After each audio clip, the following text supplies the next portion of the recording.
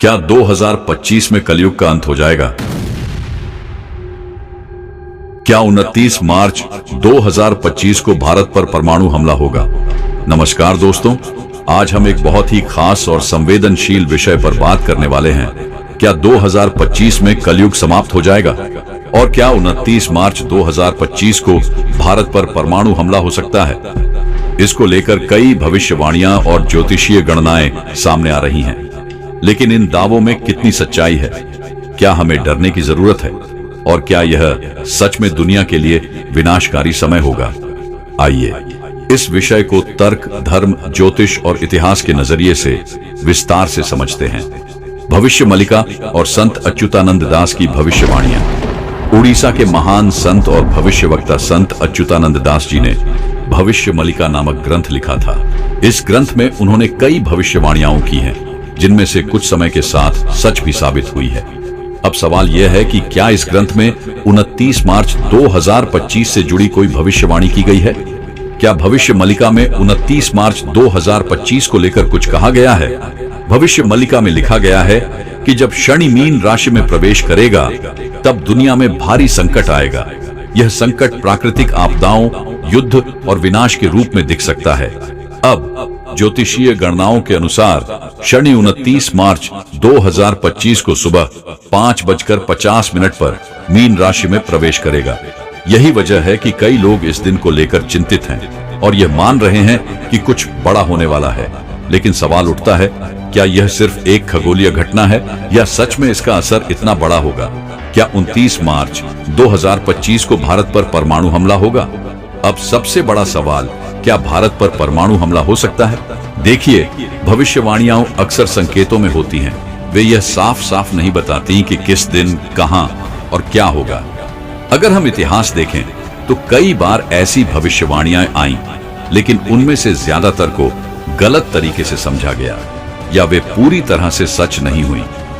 अभी तक कोई भी अंतर्राष्ट्रीय एजेंसी, भारत सरकार या किसी अन्य विश्वसनीय स्रोत ने यह नहीं कहा है कि 29 मार्च 2025 को परमाणु हमला होने की कोई संभावना है। क्या दुनिया में कोई बड़ा युद्ध होगा? अब बात करते हैं युद्ध की। हाँ, यह सच है कि दुनिया में कई देशों के बीच तनाव बढ़ रहा है।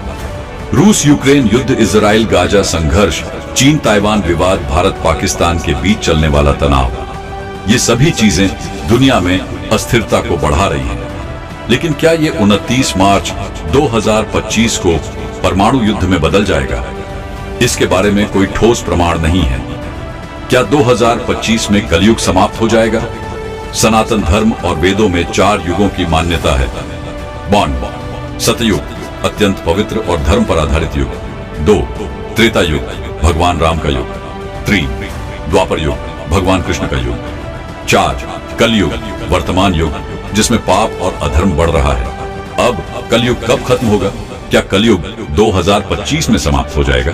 संस्कृत ग्रंथों के अनुसार कलयुग का प्रारंभ 3102 ईसा पूर्व हुआ था। कलयुग की कुल अवधि 4,32,000 वर्ष बताई गई है। अब तक 5,126 वर्ष बीत चुके हैं। यानी कलयुग के अंत में अभी 4,26,262 वर्ष बाकी हैं। इसका मतलब यह हुआ कि 2025 में कलयुग समाप्त नहीं होगा। कलयुग के अंत की भविष्यवाणियां विष्णु पुराण, श्रीमद् भागवत पुराण और भविष्य पुराण में कलयुग के अंत की कई भविष्यवाणियां की गई हैं। जब कलयुग अपनी चरम सीमा पर होगा तब 1 मनुष्य की औसत आयु घटकर केवल 20 वर्ष रह जाएगी। 2 बहुत छोटी उम्र की लड़कियां भी गर्भवती होने लगेंगी। 3 धर्म का लगभग नाश हो जाएगा। 4 भ्रष्टाचार, अन्याय और अत्याचार चरम पर होंगे। 5 पृथ्वी पर भयंकर अकाल, बाढ़ और भूकंप आएंगे। लेकिन ध्यान दें, यह सब हजारों सालों बाद होगा, न कि 2025 में। कलयुग का अंत कब होगा? विष्णु पुराण और श्रीमद् भागवत के अनुसार जब कलयुग अपने चरम पर होगा तब भगवान विष्णु कल की अवतार के रूप में जन्म लेंगे। वह एक श्वेत घोड़े पर सवार होंगे और उनके हाथ में एक दिव्य तलवार होगी। वह सभी अधर्मी और पापियों का संहार करेंगे। इसके बाद फिर से सतयुग का आगमन होगा, लेकिन इसमें अभी हजारों साल बाकी है। क्या हमें डरने की जरूरत है? बिल्कुल नहीं। 29 मार्च 2025 को लेकर जो भी बातें चल रही हैं, उनमें कोई ठोस आधार नहीं है, कोई ठोस प्रमाण नहीं है कि इस दिन भारत पर परमाणु हमला होगा। कलयुग का अंत अभी हजारों साल बाद होगा, ये 2025 में नहीं होगा। डरने के बजाय हमें अच्छे कर्म करने पर ध्यान देना चाहिए।